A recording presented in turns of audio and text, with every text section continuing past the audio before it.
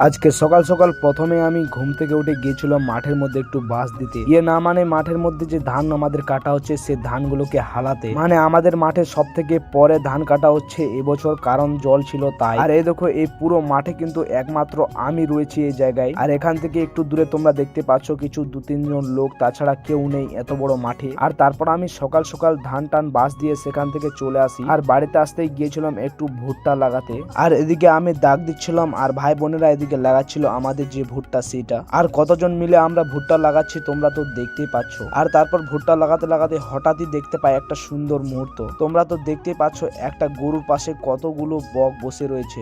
আর তারপর ভুট্টা টোটা গাড়ে আবার একটু গিয়েছিলাম মাঠের দিকে ঘুরতে। না মানে আমাদের মাঠের মধ্যে চেনের হারভেস্টার গুলো নামছে আবার ধান কাটার জন্য। আর এদিকে তোমরা তো দেখতে পাচ্ছ চেনের হারভেস্টারটা কাটছিল ধান। আর চেনের গাড়ি হওয়া সত্ত্বেও কতটা করে কাদোতে বসে যাচ্ছে গাড়িটা। তো চলো তোমরা এই ভিডিওটা এনজয় করো। আজকের ভিডিও এ পর্যন্ত, সাবস্ক্রাইব করে পাশে থেকো।